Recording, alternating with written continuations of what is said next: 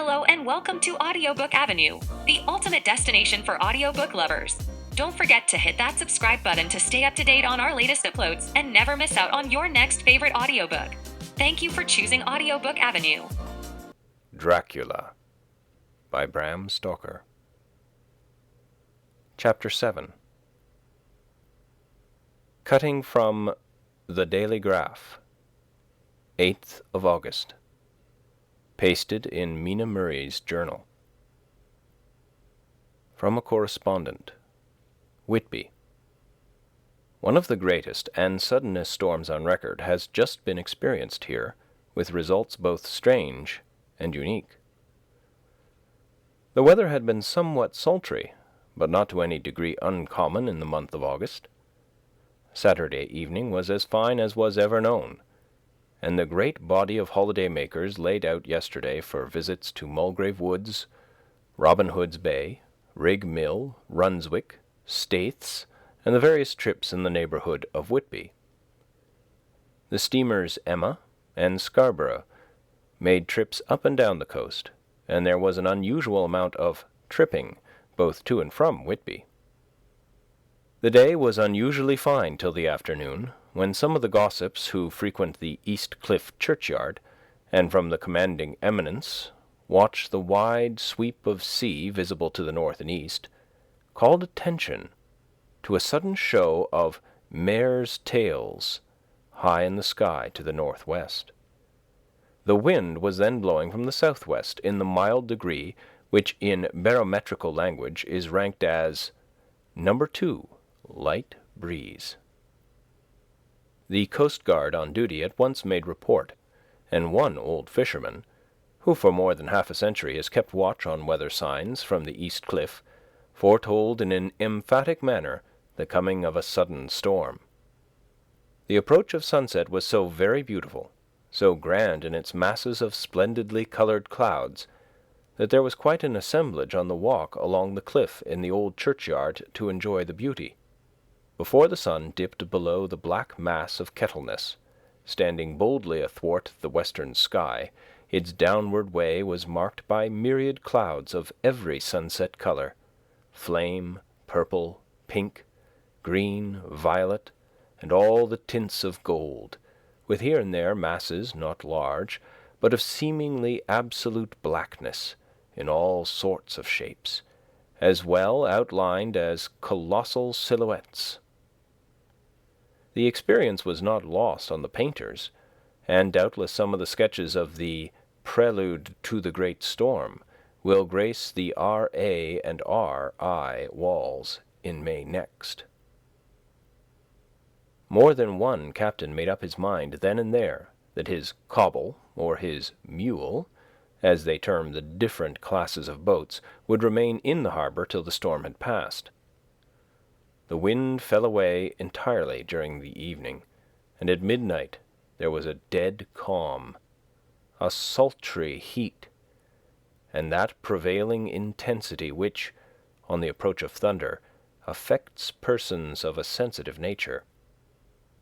There were but few lights in sight at sea, for even the coasting steamers, which usually hug the shore so closely, kept well to seaward, and but a few fishing boats were in sight.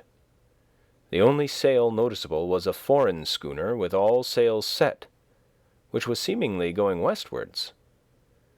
The foolhardiness or ignorance of her officers was a prolific theme for comment whilst she remained in sight, and efforts were made to signal her to reduce sail in the face of her danger. Before the night shut down she was seen with sails idly flapping as she gently rolled on the undulating swell of the sea, as idle as a painted ship upon a painted ocean. Shortly before 10 o'clock the stillness of the air grew quite oppressive, and the silence was so marked that the bleating of a sheep inland or the barking of a dog in the town was distinctly heard, and the band on the pier, with its lively French air, was like a discord in the great harmony of nature's silence. A little after midnight came a strange sound from over the sea, and high overhead the air began to carry a strange, faint, hollow booming. Then, without warning, the tempest broke. With a rapidity which, at the time, seemed incredible, and even afterwards is impossible to realize, the whole aspect of nature at once becoming convulsed. The waves rose in growing fury, each overtopping its fellow, till, in a very few minutes, the lately glassy sea was like a roaring and devouring monster. White-crested waves beat madly on the level sands and rushed up the shelving cliffs. Others broke over the piers, and with their spume swept the lanthorns of the lighthouse which rise from the end of either pier of Whitby harbour. The wind roared like thunder, and blew with such force that it was with difficulty that even strong men kept their feet, or clung with grim clasp to the iron stanchions. It was found necessary to clear the entire pier from the mass of onlookers, or else the fatalities of the night would have increased manifold. To add to the difficulties and dangers of the time, masses of sea fog came drifting inland. White, wet clouds, which swept by in ghostly fashion, so dank and damp and cold that it needed but a little effort of imagination to think that the spirits of those lost at sea were touching their living brethren with the clammy hands of death, and many a one shuddered as the wreaths of sea mist swept by. At times the mist cleared, and the sea for some distance could be seen in the glare of the lightning, which came thick and fast, followed by such peals of thunder that the whole sky overhead seemed trembling under the shock of the footsteps of the storm. Some of the scenes thus revealed were of immeasurable grandeur and of absorbing interest. The sea, running mountains high, threw skywards with each wave mighty masses of white foam, which the tempest seemed to snatch at and whirl away into space. Here and there a fishing boat with a rag of sail, running madly for shelter before the blast, now and again the white wings of a storm-tossed seabird.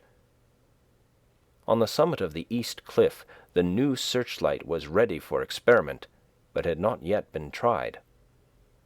The officers in charge of it got it into working order, and in the pauses of onrushing mist swept with it the surface of the sea. Once or twice its service was most effective, as when a fishing boat, with gunwale under water, rushed into the harbour, able, by the guidance of the sheltering light, to avoid the danger of dashing against the piers.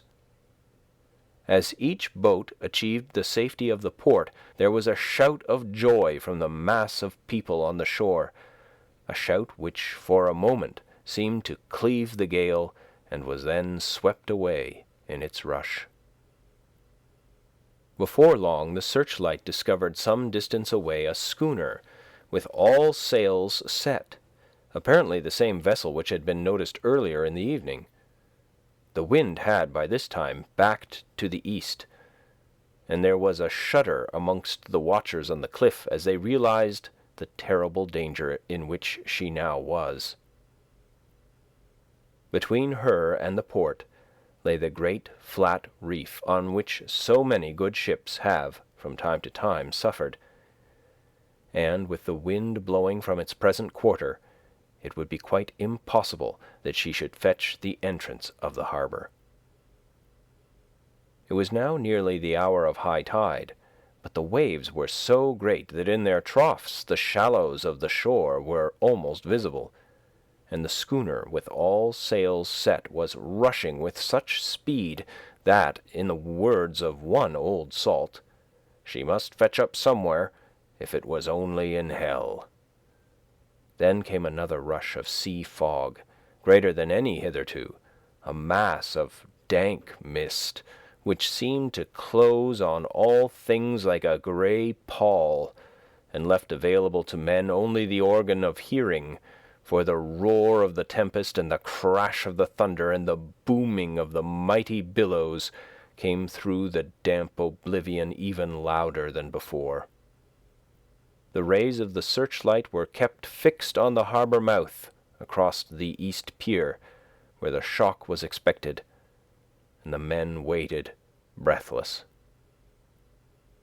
The wind suddenly shifted to the northeast, and the remnant of the sea fog melted in the blast. And then, mirabile dictu, swept the strange schooner before the blast with all sails set, and gained the safety of the harbour. The searchlight followed her, and a shudder ran through all who saw her, for lashed to the helm was a corpse, with drooping head, which swung horribly to and fro at each motion of the ship. No other form could be seen on the deck at all.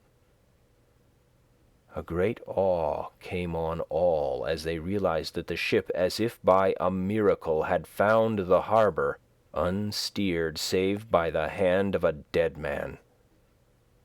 However, all took place more quickly than it takes to write these words. The schooner paused not, but, rushing across the harbour, pitched herself on that accumulation of sand and gravel washed by many tides and many storms, into the southeast corner of the pier jutting under the east cliff, known locally as Tate Hill Pier. There was, of course, a considerable concussion as the vessel drove up on the sand heap. Every spar, rope, and stay was strained, and some of the top hammer came crashing down.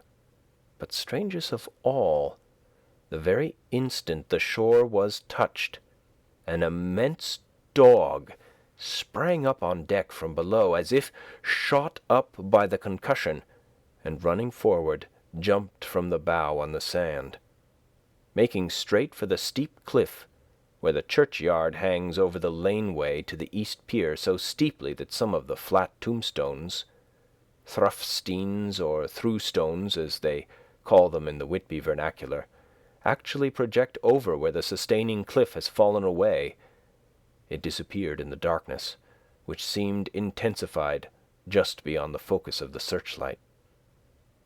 It so happened that there was no one at the moment on Tate Hill Pier, as all those whose houses are in close proximity were either in bed or were out on the heights above. Thus the coast guard on duty on the eastern side of the harbour, who at once ran down to the little pier, was the first to climb aboard. The men working the searchlight, after scouring the entrance of the harbour without seeing anything, then turned the light on the derelict and kept it there. The coast guard ran aft, and when he came beside the wheel, bent over to examine it, and recoiled at once as though under some sudden emotion. This seemed to pique general curiosity, and quite a number of people began to run. It was a good way round from the west cliff by the drawbridge to Tate Hill Pier, but your correspondent is a fairly good runner, and came well ahead of the crowd. When I arrived, however, I found already assembled on the pier a crowd, whom the coast guard and police refused to allow to come on board. By the courtesy of the chief boatman, I was, as your correspondent, permitted to climb on deck, and was one of a small group who saw the dead seaman whilst actually lashed to the wheel. It was no wonder that the coast guard was surprised, or even awed, for not often can such a sight have been seen.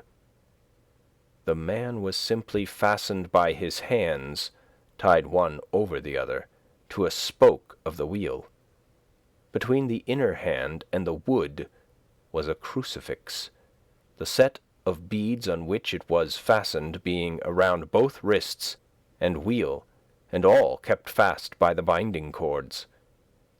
The poor fellow may have been seated at one time, but the flapping and buffeting of the sails had worked through the rudder of the wheel and had dragged him to and fro, so that the cords with which he was tied had cut the flesh to the bone. Accurate note was made of the state of things, and a doctor, Surgeon J. M. Caffin of 33 East Eliot Place, who came immediately after me, declared after making examination that the man must have been dead for quite 2 days. In his pocket was a bottle, carefully corked, empty save for a little roll of paper, which proved to be the addendum to the log. The Coast Guard said the man must have tied up his own hands, fastening the knots with his teeth. The fact that a Coast Guard was the first on board may save some complications later on, in the Admiralty Court, for Coast Guards cannot claim the salvage, which is the right of the first civilian entering on a derelict. Already, however, the legal tongues are wagging, and one young law student is loudly asserting that the rights of the owner are already completely sacrificed, his property being held in contravention of the statutes of mortmain, since the tiller, as emblemship if not proof of delegated possession, is held in a dead hand. It is needless to say that the dead steersman has been reverently removed from the place where he held his honourable watch and ward till death, a steadfastness as noble as that of the young Casabianca, and placed in the mortuary to await inquest. Already the sudden storm is passing, and its fierceness is abating. Crowds are scattering backward, and the sky is beginning to redden over the Yorkshire wolds.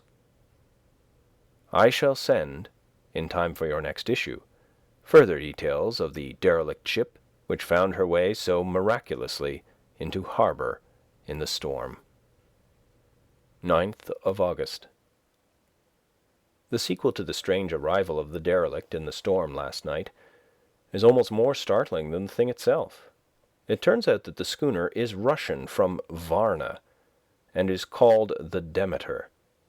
She is also entirely in ballast of silver sand, with only a small amount of cargo, a number of great wooden box filled with mould. This cargo was consigned to a Whitby solicitor, Mr. S. F. Billington, of 7 the Crescent, who this morning went aboard and took formal possession of the goods consigned to him. The Russian consul, too, acting for the charter party, took formal possession of the ship and paid all harbour dues, etc. Nothing is talked about here today except the strange coincidence. The officials of the Board of Trade have been most exacting in seeing that every compliance has been made with existing regulations. As the matter is to be a 9 days' wonder, they are evidently determined that there shall be no cause of other complaint. A good deal of interest was abroad concerning the dog which landed when the ship struck, and more than a few of the members of the S.P.C.A., which is very strong in Whitby, have tried to befriend the animal. To the general disappointment, however, it was not to be found. It seems to have disappeared entirely from the town. It may be that it was frightened and made its way on to the moors, where it is still hiding in terror. There are some who look with dread on such a possibility, lest later on it should in itself become a danger, for it is evidently a fierce brute. Early this morning a large dog, a half-bred mastiff belonging to a coal merchant close to Tate Hill Pier, was found dead in the roadway opposite its master's yard. It had been fighting, and manifestly had had a savage opponent, for its throat was torn away, and its belly was slit open as if with a savage claw. Later. By the kindness of the Board of Trade Inspector, I have been permitted to look over the log book of the Demeter, which was in order up to within 3 days, but contained nothing of special interest except as to facts of missing men. The greatest interest, however, is with regard to the paper found in the bottle which was today produced at the inquest, and a more strange narrative than the two between them unfold it has not been my lot to come across. As there is no motive for concealment, I am permitted to use them, and accordingly send you a transcript, simply omitting technical details of seamanship and supercargo. It almost seems as though the captain had been seized with some kind of mania before he had got well into blue water, and that this had developed persistently throughout the voyage. Of course, my statement must be taken cum grano, since I am writing from the dictation of a clerk of the Russian consul, who kindly translated for me, time being short. Log of the Demeter, Varna to Whitby. Written 18th of July. Things so strange happening that I shall keep accurate note henceforth till we land. On 6th July, we finished taking in cargo, silver sand and boxes of earth. At noon set sail. East wind, fresh, crew 5 hands, 2 mates, cook, and myself, captain. On 11 July, at dawn, entered Bosphorus, boarded by Turkish customs officers, bakshish, all correct, under way at 4 p.m. On 12 July, through Dardanelles, more customs officers and flagboat of guarding squadron, bakshish again. Work of officers thorough, but quick. Want us off soon. At dark, passed into archipelago. On 13 July, passed Cape Matapan. Crew dissatisfied about something, seemed scared, but would not speak out. On 14 July, was somewhat anxious about crew. Men, all steady fellows who sailed with me before. Mate could not make out what was wrong. They only told him there was something, and crossed themselves. Mate lost temper with one of them that day and struck him. Expected fierce quarrel, but all was quiet. On 16 July, mate reported in the morning that one of the crew, Petrovsky, was missing. Could not account for it. Took larboard watch 8 bells last night, was relieved by Amramoff, but did not go to bunk. Men more downcast than ever. All said they expected something of the kind, but would not say more than there was something aboard. Mate getting very impatient with them. Feared some trouble ahead. On 17 July, yesterday, one of the men, Olgerin, came to my cabin and in an awe-struck way confided to me that he thought there was a strange man aboard the ship. He said that in his watch he had been sheltering behind the deck-house, as there was a rainstorm, when he saw a tall, thin man who was not like any of the crew come up the companionway and go along the deck forward and disappear. He followed cautiously, but when he got to bows, found no one, and the hatchways were all closed. He was in a panic of superstitious fear, and I am afraid the panic may spread. To allay it, I shall today search the entire ship carefully from stem to stern. Later in the day I got together the whole crew and told them, as they evidently thought there was someone in the ship, we would search from stem to stern. First mate, angry, said it was folly, and to yield to such foolish ideas would demoralize the men. Said he would engage to keep them out of trouble with the handspike. I let him take the helm, while the rest began a thorough search, all keeping abreast with lanterns. We left no corner unsearched. As there were only the big wooden boxes, there were no odd corners where a man could hide. Men much relieved when search over, and went back to work cheerfully. First mate scowled, but said nothing. 22nd July. Rough weather last 3 days, and all hands busy with sails. No time to be frightened. Men seem to have forgotten their dread. Mate cheerful again, and all on good terms. Praised men for work and bad weather. Past Gibraltar and out through straits. All well. 24th July. There seems some doom over this ship. Already a hand short and entering the Bay of Biscay with wild weather ahead. And yet last night, another man lost, disappeared, like the first. He came off his watch and was not seen again. Men, all in a panic of fear, sent a round robin asking to have double watch, as they fear to be alone. Mate angry. Fear there will be some trouble, as either he or the men will do some violence. 28 July. 4 days in hell. Knocking about in a sort of maelstrom. And the wind a tempest. No sleep for anyone. Men all worn out. Hardly know how to set a watch, since no one fit to go on. Second mate volunteered to steer and watch, and let men snatch a few hours' sleep.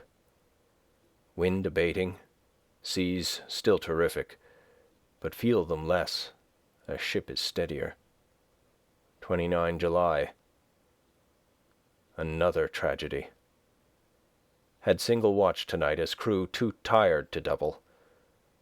When morning watch came on deck, could find no one except steersman. Raised outcry and all came on deck. Thorough search, but no one was found. Are now without second mate, and crew in a panic. Mate and I agreed to go armed henceforth and wait for any sign of cause. 30 July. Last night. Rejoiced we are nearing England. Weather fine, all sails set. Retired, worn out, slept soundly. Awakened by mate telling me that both man of watch and steersman missing. Only self and mate, and 2 hands left to work ship. 1 August. 2 days of fog, and not a sail sighted. Had hoped when in the English Channel to be able to signal for help or get in somewhere. Not having power to work sails, have to run before wind. Dare not lower, as could not raise them again. We seem to be drifting to some terrible doom. Mate now more demoralized than either of men. His stronger nature seems to have worked inwardly against himself. Men are beyond fear, working stolidly and patiently with minds made up to worst. They are Russian, he Romanian. 2 August, midnight. Woke up from few minutes' sleep by hearing a cry, seemingly outside my port. Could see nothing in fog. Rushed on deck and ran against mate. Tells me he heard cry and ran, but no sign of man on watch. One more gone. Lord, help us. Mate says we must be past Straits of Dover, as in a moment of fog lifting we saw North Foreland, just as he heard the man cry out. If so, we are now off in the North Sea, and only God can guide us in the fog, which seems to move with us, and God seems to have deserted us. 3 August. At midnight I went to relieve the man at the wheel, and when I got to it, found no one there. The wind was steady, and as we ran before it there was no yawing. I dared not leave it, so shouted for the mate. After a few seconds he rushed up on deck in his flannels. He looked wild-eyed and haggard, and I greatly fear his reason has given way. He came close to me, and he whispered hoarsely with his mouth to my ear, as though fearing the very air might hear. "It is here. I know it now. On the watch last night I saw it. Like a man, tall and thin and ghastly pale, it was in the bows and looking out. I crept behind it and gave it my knife, but the knife went through it, empty as the air." And as he spoke he took the knife and drove it savagely into space. Then he went on. "But it is here, and I'll find it. It is in the hold, perhaps in one of those boxes. I'll unscrew them one by one and see. You work the helm." And with a warning look and his finger on his lip, he went below. There was springing up a choppy wind, and I could not leave the helm. I saw him come out on deck again with a tool chest and lantern, and go down the forward hatchway. He's mad, stark, raving mad, and it's no use my trying to stop him. He can't hurt those big boxes. They are invoiced as clay, and to pull them about is as harmless a thing as he can do. So here I stay, and mind the helm and write these notes. I can only trust in God and wait till the fog clears. Then, if I can't steer to any harbour with the wind that is, I shall cut down sails and lie by and signal for help. It is nearly all over now. Just as I was beginning to hope that the mate would come out calmer, for I heard him knocking away at something in the hold, and work is good for him, there came up the hatchway a sudden, startled scream, which made my blood run cold, and up on the deck he came as if shot from a gun, a raging madman with his eyes rolling and his face convulsed with fear. "Save me! Save me!" he cried, and then looked round on the blanket of fog. His horror turned to despair, and in a steady voice he said, "You had better come too, Captain, before it is too late. He is there. I know the secret now. The sea will save me from him, and it is all that is left." Before I could say a word or move forward to seize him, he sprang on the bulwark and deliberately threw himself into the sea. I suppose I know the secret too now. It was this madman who had got rid of the men one by one, and now he has followed them himself. God help me. How am I to account for all these horrors when I get to port? When I get to port, will that ever be? 4 August. Still fog, which the sunrise cannot pierce. I know there is sunrise because I am a sailor. Why else I know not. I dared not go below. I dared not leave the helm, so here all night I stayed, and in the dimness of night I saw it. Him. God, forgive me, but the mate was right to jump overboard.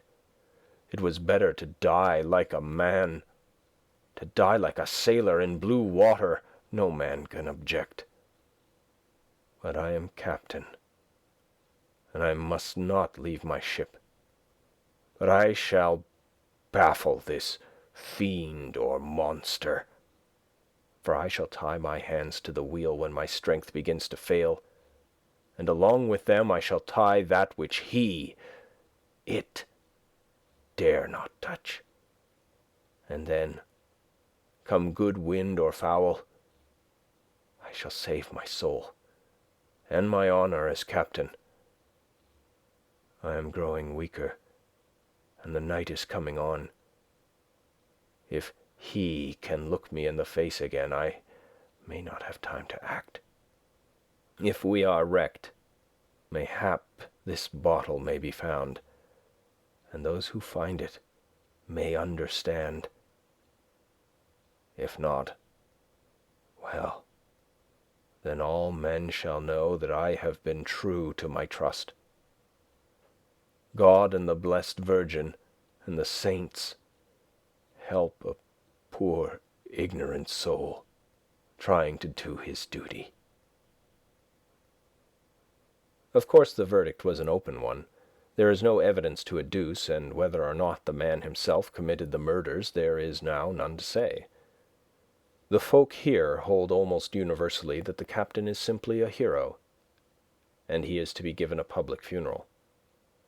Already it is arranged that his body is to be taken with a train of boats up the Esk for a piece and then brought back to Tate Hill Pier and up the Abbey steps, for he is to be buried in the churchyard on the cliff. The owners of more than 100 boats have already given in their names as wishing to follow him to the grave. No trace has ever been found of the great dog, at which there is much mourning, for, with public opinion in its present state, he would, I believe, be adopted by the town. Tomorrow will see the funeral, and so will end this one more mystery of the sea. Mina Murray's Journal, 8 August. Lucy was very restless all night, and I too could not sleep. The storm was fearful, and as it boomed loudly among the chimney pots, it made me shudder. When a sharp puff came, it seemed to be like a distant gun. Strangely enough, Lucy did not wake, but she got up twice and dressed herself. Fortunately, each time I awoke in time and managed to undress her without waking her, and got her back to bed. It is a very strange thing, this sleepwalking, for as soon as her will is thwarted in any physical way, her intention, if there be any, disappears, and she yields herself almost exactly to the routine of her life. Early in the morning we both got up and went down to the harbour to see if anything had happened in the night. There were very few people about, and though the sun was bright and the air clear and fresh, the big grim-looking waves that seemed dark themselves because the foam that topped them was like snow, forced themselves in through the mouth of the harbour, like a bullying man going through a crowd. Somehow I felt glad that Jonathan was not on the sea last night, but on land. But oh, is he on land or sea? Where is he? And how? I am getting fearfully anxious about him. If I only knew what to do, and could do anything. 10 August. The funeral of the poor sea captain today was most touching. Every boat in the harbour seemed to be there, and the coffin was carried by captains all the way from Tate Hill Pier up to the churchyard. Lucy came with me, and we went early to our old seat, whilst the cortege of boats went up the river to the viaduct and came down again. We had a lovely view, and saw the procession nearly all the way. The poor fellow was laid to rest near our seat, so that we stood on it when the time came and saw everything. Poor Lucy seemed much upset. She was restless and uneasy all the time, and I cannot but think that her dreaming at night is telling on her. She is quite odd in one thing. She will not admit to me that there is any cause for restlessness, or if there be, she does not understand it herself. There is an additional cause, in that poor Mr. Swales was found dead this morning on our seat, his neck being broken. He had evidently, as the doctor said, fallen back in the seat in some sort of fright, for there was a look of fear and horror on his face that the men said made them shudder. Poor dear old man. Lucy is so sweet and sensitive that she feels influences more acutely than other people do. Just now she was quite upset by a little thing which I did not much heed, though I am myself very fond of animals. One of the men who came up here often to look for the boats was followed by his dog. The dog is always with him. They are both quiet persons, and I never saw the man angry nor heard the dog bark. During the service, the dog would not come to its master, who was on the seat with us, kept a few yards off, barking and howling. Its master spoke to it gently, and then harshly, and then angrily, but it would neither come nor cease to make a noise. It was in a fury, with its eyes savage and all its hair bristling out like a cat's tail when puss is on the war-path. Finally the man too got angry, and jumped down and kicked the dog, and then took it by the scruff of the neck, and half dragged and half threw it on the tombstone on which the seat is fixed. The moment it touched the stone, the poor thing began to tremble.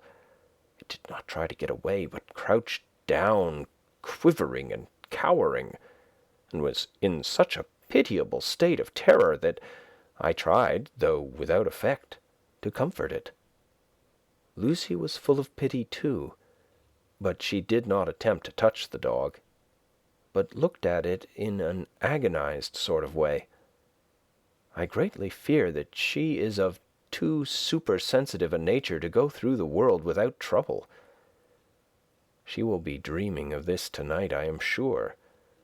The whole agglomeration of things, the ship steered into port by a dead man, his attitude tied to the wheel with a crucifix and beads, the touching funeral, the dog, now furious and now in terror, will all afford material for her dreams.